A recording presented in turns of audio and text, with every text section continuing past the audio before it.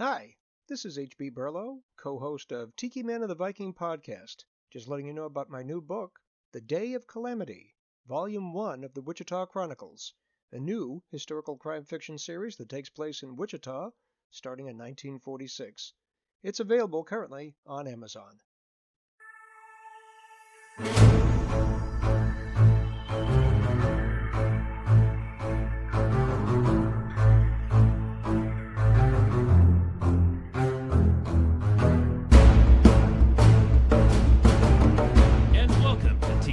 Viking Podcast, and he is Tikiman. This is H.B. Burlow, author of the historical crime fiction series, The Ark City Confidential Chronicles, as well as the brand new book, The Day of Calamity, Volume 1 of the Wichita Chronicles. And on the other side of the room is the Viking. I am William Bryan Johnson, author of Hell to Pay and The Dark Cry of Aristid. And you just had a book come out. I did have a book come out, but I think we should save that for another episode. Yeah. What we're excited about today is having yet a second interview, a great local writer, Mr. Radar Deboard. Here's a brief bio, as you can imagine, composed by the author himself. After being born on the flat and barren plains of Wichita, Kansas, Radar Deboard had nothing but time on his hands. Plenty of time to hone his craft of writing stories and explore the darkest parts of his imagination. Once Radar received his master's in economics, he took his work to another level, far more gruesome than the last. He can analyze your fear, truly find what keeps you up at night, and then give back the greatest nightmares back to you in written form. Now, from that description and talking with the gentleman, as we have, I can't imagine that. So go ahead, give us a little something about yourself. Well, I guess the little something is I probably need to change my bio. It's been a hot minute. It's a weird one for sure. And I don't think people normally think of an economist as someone who's terrifying in the sense of what I write. So okay. Based on my bio, I do a lot of writing in horror. I'm a big horror fan. If I'm not writing something horror-related, I'm watching it. So, and that's the economy too, right? No, the economy is one heck of a horror story, I'll tell you that. That will be for another episode. Stay tuned. Thank you. When did you get started writing horror? What was the impulse that started that? Yeah, so it was just kind of the first. I almost always have kind of liked horror, been into that sort of thing. And so about 5.5 years ago when I started just trying to write, I ended up just going for horror. That's what I gravitated towards naturally and found out, hey, I can actually write this. Unlike other genres, I'm terrible in those. But that's for another day. What got you into horror? What was like your first book and your first movie? Yeah, so I was just recently talked with someone about this. It was very weird. Halloween 5, The Curse of Michael Myers, is the first horror movie. 5. Yeah. Okay. Yeah, 5. Yeah, not the first one, Okay. but I remember being 7 or 8 and watching 5. And there's a scene where the main sort of character is a little girl. She was about my age at the time, trying to shimmy up a laundry chute while Michael Myers is stabbing his knife in there trying to get her. And that scene stuck with me. And I was like, well, that's cool. I think this horror genre is sweet. Of course, I was 8, so I probably went, this horror stuff is cool, or something like that. And actually, we started horror about the same time. My dad set me down and made me watch Cujo at 7. Oh, wow. Maybe not the best movie to watch as a 7-year-old guy. No, and I was frightened of St. Bernard's since that. It's for me, horror is being in customer service, but we'll leave that alone for right now, too, okay? Just that impending sense of doom in everything you do. Yeah. Now, do you focus on short pieces, poetry? Have you written a novel? Are you stepping up into that? Right. So as of now, I've got 4 published books out in the world. 2 more are currently at my publisher. Whenever they get done editing that, they'll shoot that my way. Who knows when that'll happen. But so there's another 2 potentially out there. And I recently decided to go self-publish. And so I'm doing more sort of books that way. 2 more on my plate that are novellas. So more on the shorter side of that novel. But I started out sticking to short stories and what's called microfictions, but I'm starting to branch out now into longer narratives, but man, is it difficult. I gotta praise you guys for going for long narratives. You might want to let the listeners know the titles of those books, since we are trying to give you a little boost here. Whoa.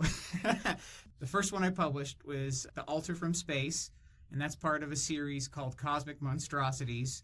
So that one and its sequel, As the Artifacts Stir, that's out. And then the other one in the other series is called Summon Beasts, and that includes Just Keep Running and They Only Hear. So those are the title of those. You can find them on Amazon. Pretty easily accessible as soon as you find me on there. Just type in Radar Deboard. I should pop up. We should. And you also have a YouTube channel. Tell me about that. Oh, yeah. So I recently got onto a YouTube channel. I'm helping out a couple of friends of mine who are in different parts of the country. And their YouTube channel is called Three Corners of Horror. You can find them on YouTube. Pretty easy to search. But I'm doing houses that horror built with one of my friends. It's a little series where we talk about different horror movies that have the word house in the title. Nice. And it's the reason you did House the other day. Yeah. Yeah. Very and good. hey, House is a great movie. It is. Everyone, if you haven't watched House, go check that out. And there are lines from House 2 that I still use to this day. Well, okay. So in writing horror, do you think writers should try to give their work a message? I would say I wouldn't set out to do that because I feel like writing, I feel like everyone's trying to make the next great American novel now where they're trying to say something. And I feel like everyone's forgotten that writing can just be entertaining. People can just be entertained by it. And that's what I try to focus with anyways. If I'm writing something and I end up having a message along the way, hey, that's fantastic. But for me, it's more, I want to write something because I think it's cool and I think it's going to entertain someone and I want people to have a good time and kind of escape the world for a little bit. Excellent. Escapist fiction. Well, I mean, in entertainment as opposed to escapist sometimes. It's just like, why not just entertain people and give them something refreshing? If you read horror, maybe you go, oh, this Radar Deboard looks interesting. Let's read him. And what are you trying to? Are you reading to try to get something out of it, or are you reading to enjoy yourself? And I think if you approach it in terms of creating your product for entertainment, people will get that out of there. Okay, so in terms of that thought process, you talked about one series and another series. What is the hardest part in developing a new work or a new series? So I know you guys probably do a lot of stuff. You're in more sort of historical fiction. I'm sure that takes a heck of a lot of research to put together. Brian, I know you kind of do that Everything. Everything. But I know like with fantasy stuff, you really got to build that world out. Yeah, I have my world building books. I'm sure that is Books, difficult beyond all plural. belief. Yeah. Oh man. But for me, it is coming up with the names of things. I just can't for the life of me do it. I'm always on random word generators going like, so that's, I've had friends who've read my books and are like, what are you doing with these names? Where are they coming from? What are you doing? Because I just cannot come up with them and I got to go to a random word generator. So I have people like Talisha in there Okay. or Latavius. I'm just throwing random words in there. It's just so difficult though for me to come up with someone's name. It takes like an hour just to think of one name. Now, is there any significance to it, or are you just looking for something that's sonic, that sounds interesting? Yeah, I like looking for stuff that seems like super interesting that Okay. I can like, that, hey, maybe some people might have a little trouble saying every once in a while. I want something out of the norm, I don't want to have all my books feature John and Tim and Paul, get a little bit out there. Maybe get some other names, some recognition too. Well, at least he's, My next one has Joe. but Call at me least he's not writing Russian literature with those names. That's true. I mean, I love Dostoevsky. I do enjoy reading Dostoevsky, but I don't like mentally trying to pronounce names. Yeah. Raskolnikov is about it. That's as far as I'll go. Yeah, I don't go that far. Thank you. So what about plotting? How do you plot? So for me, it's pretty minimal. I kind of just have the idea in my head, and then I might have like a general kind of plot synopsis, maybe a certain couple things I want to happen in each chapter, and just from there, and then I write based on that. So I'm really, really simple, and I just build out from that. I know what I want to happen at the end. I know what I want at the beginning, and we just go from there. Do you write linear? Sometimes I do. Sometimes I jump back and forth, so it just depends. It's a little bit of both. I like to keep myself on my toes. What's some of the favorite stuff you've written? Oh, man, that's a good question. No, normally when it's like sort of I like writing short stories that are more on that ridiculous side.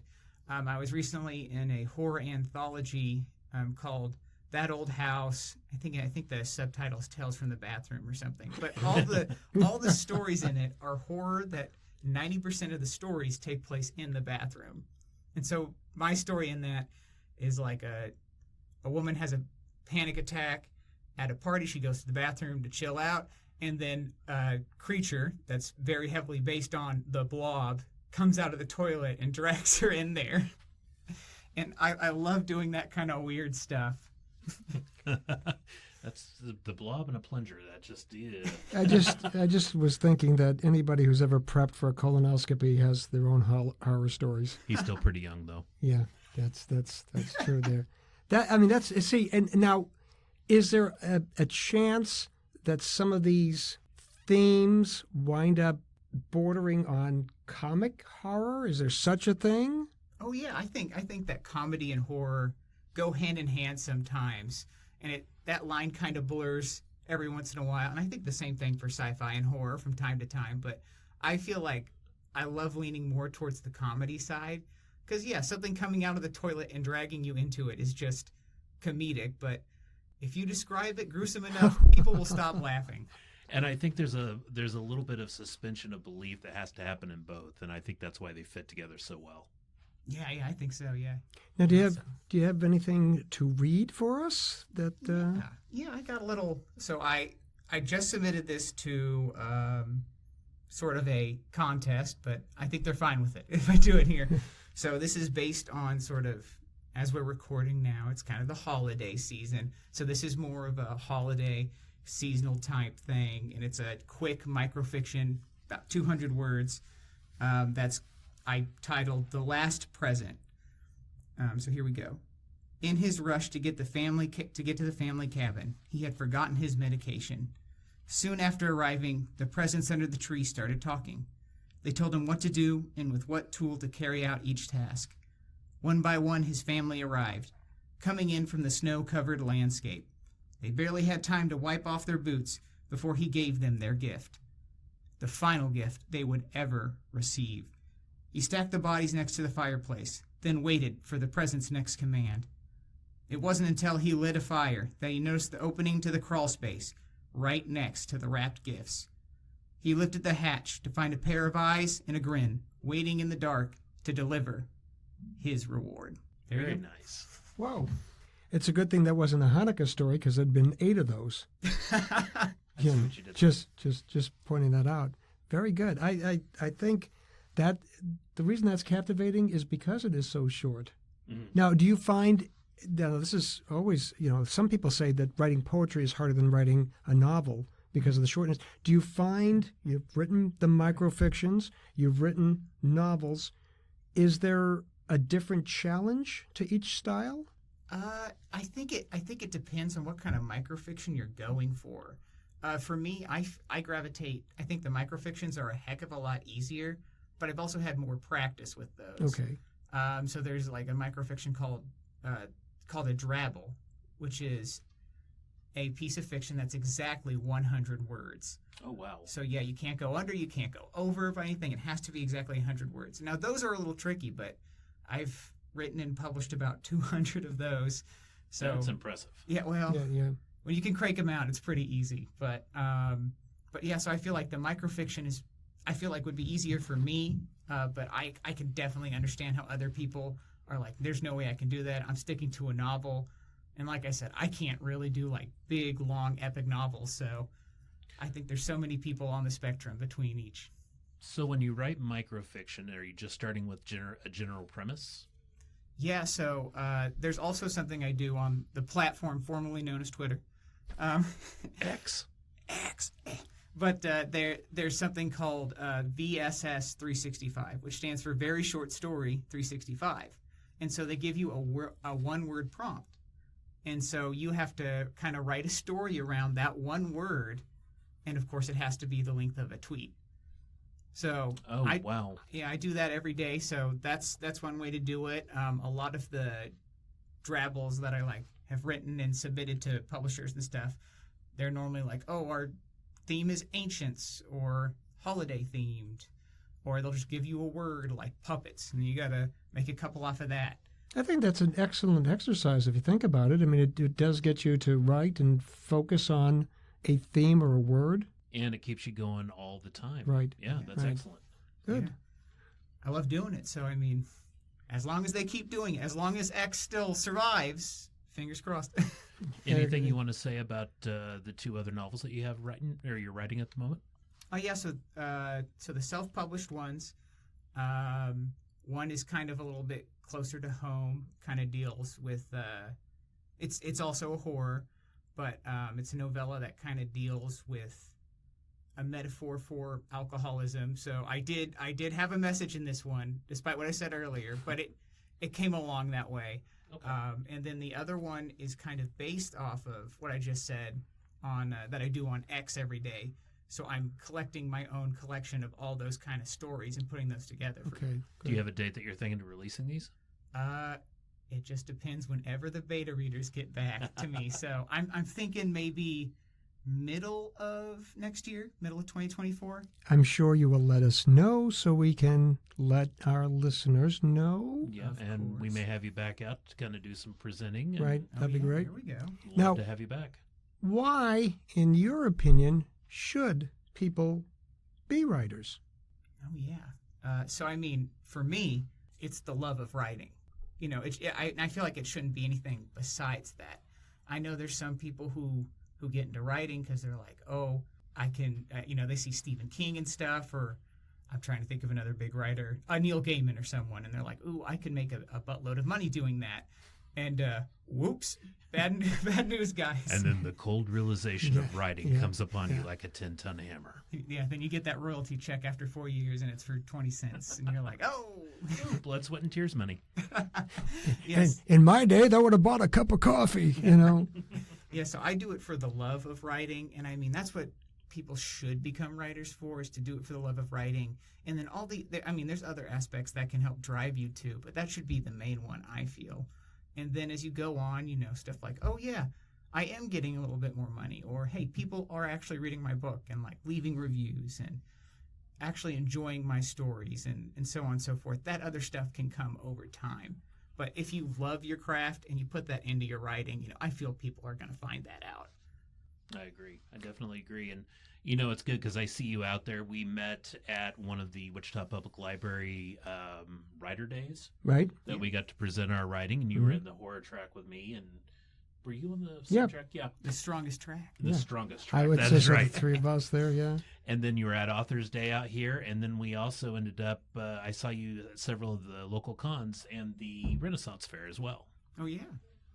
Go Ren Fair. So if there are people out there that are intrigued by this, what is the main reason that they should pick up a work by Radar Deboard? Well, I mean, if you love horror, I'm probably the person to go to for that. If you're into more, I guess, either some type of creature or some monster, and you like just kind of turning your mind off and reading about that and just having a good time, then my books are probably the best bet for you. Also, if you're into body horror, I do a lot of stuff involving bodies getting just ripped to shreds or going through terrible transformations. So I feel like if you're into that, hey, I'm your guy. What's one of your favorite creatures in the horror genre? That like, just in general, that someone else made, or either that or what you've written. I would say I'll do a two answer. So I think my favorite that someone else made, with Clive Barker, with I know it's not called Hellraiser. That's not the short novella, but the Cenobites are such a cool group of creatures, and they're just so interesting, and their motivations and stuff. I gotta ask you, you do reviews. What'd you think of the new Hellraiser movie? I think it was either the 3rd or 4th best in the franchise, but the thing is, after the second one, they didn't need to exist, so I don't know if it needed to exist. I like that. Yeah, it kind of had a sequel, but they tried to make something new, but it was still a sequel, Phil. Yeah. like it wasn't the worst thing I've ever watched by far, but it's still like if I had not watched it, my life would have stayed the same. Yeah. So They had some money into it, but it was a pretty film. Some artwork is appetizers and some are main courses. That was probably a little tidbit of a bite. And what is your other favorite creature?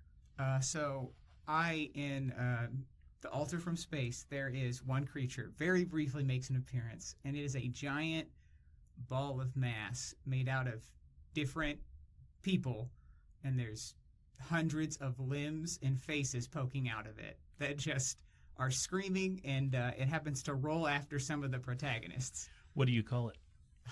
A giant ball of screaming flesh. That has the best 1950s drive-in movie feel to it. Yeah, I mean, yeah, just that you're seeing that it's black and white, and it's you could see the shine and the glisten, and but it's in got the black and spots white. all Yeah, over the yeah, film, like yeah. it got overprocessed. Yeah, I mean, you talk to the guy just straight up. He seems really nice, but what he writes, yeah, I mean, but it's like all of us writers, we clean up well, we present well. That's right. And when people talk to us too long, they move away from us. Yeah, yeah. Now this has been really great. It's been a thrill to have you here, and your links to your YouTube page and Instagram page will be on the podcast notes. Radar Deboard, we thank you for being here tonight. Yeah, thanks for having me on, guys. Enjoyed having you. And we will be back with another episode to discuss other writerly things here on Tikiman and the Podcast. Take care. Tikiman and the Viking Podcast is brought to you by Rumination of Thunder Media. The following intro and outro music was used for this media project. The music Find Them by Alexander Nakrata. Free download from filmmusic.io. License Creative Commons Attribution 4.0 International.